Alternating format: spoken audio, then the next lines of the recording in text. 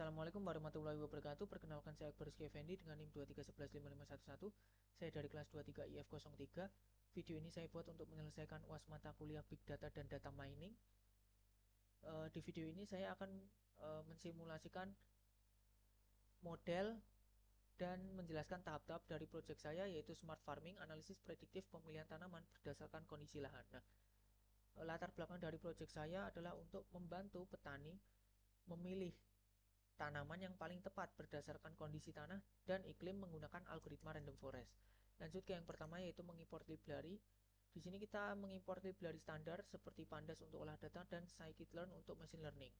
Lanjut ke load dataset. Nah, dataset yang saya pakai itu saya ambil langsung dari Kaggle menggunakan Kaggle Hub. Judulnya Crop Recommendation Dataset. Nah, data ini berisi parameter seperti nitrogen, fosfor, kalium, suhu, kelembapan, pH, dan curah hujan. Nah, print df info. Nah, di sini ada 22.200 baris data dengan label tanaman seperti rice, coffee, maize, dan sebagainya.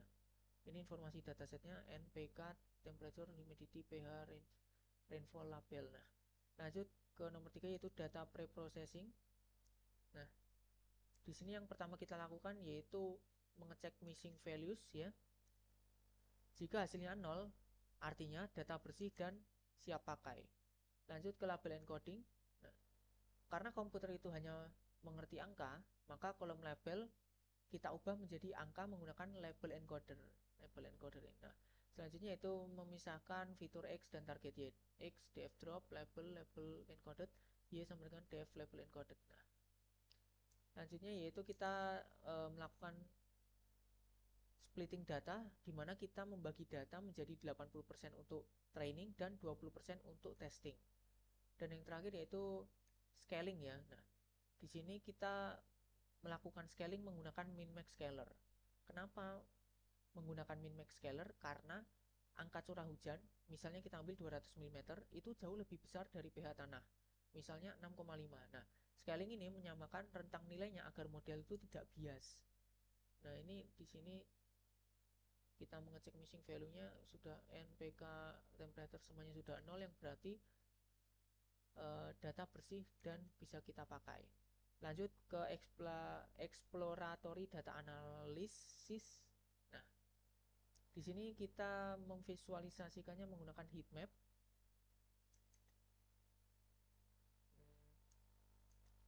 Warna merah tua itu menunjukkan korelasi yang sangat tinggi ya. Kita lihat di sini bagian P dan K, fosfor dan kalium. Nah, di sini mereka memiliki korelasi yang sangat kuat di 0,74. Yang berarti jika tanah kaya fosfor, biasanya juga kaya kalium. Nah, ini membantu kita memahami hubungan antar unsur hara. Selanjutnya di bagian distribusi curah hujan. Nah, terlihat di sini bahwa padi itu menunjukkan curah hujan yang sangat tinggi di atas 200 mm ya, sedangkan maize dan coffee itu uh, butuh lebih sedikit. Nah, ini membuktikan bahwa data kita valid secara agronomis. Selanjutnya kita ke modeling. Nah, di sini kita menggunakan algoritma random forest classifier dengan 100T untuk modelingnya. Kenapa? Karena random forest itu sangat tangguh untuk klasifikasi multi-kelas dan tidak mudah overfitting. Setelah modeling, maka akan disimpan. Selanjutnya ke seleksi fitur. Nah, setelah model dilatih dan disimpan, kita cek fitur mana yang paling menentukan jenis tanaman. Nah, dari grafisnya kita lihat dua faktor yang paling dominan adalah rainfall dan humidity. Unsur hara lain seperti NPK justru berada di bawah faktor iklim.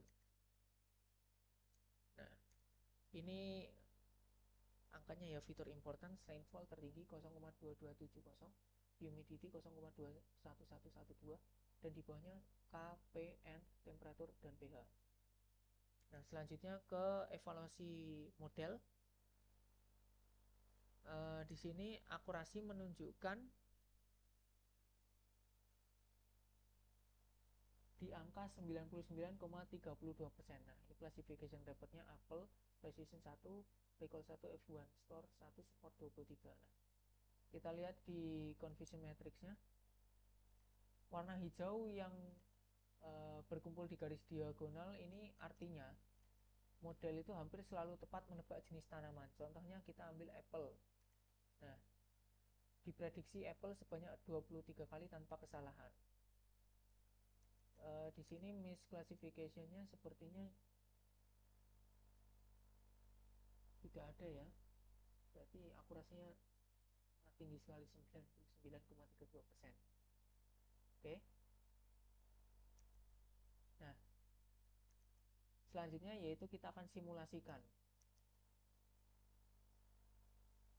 Di sini misal petani memiliki tanah dengan nitrogen tinggi 90%, fosfor di 42, kalium di 43, temperatur di 20,8, humidity di 82, pH di 6,5 dan rainfall di 202 mm. Nah, maka sistem akan merekomendasikan tanaman rice. Kita coba ganti ya, misalnya hujan kita kurangi jadi 50 mm. Nah, maka sistem akan merekomendasikan tanaman watermelon. Dan coba kita ubah humidity-nya ya ke 89.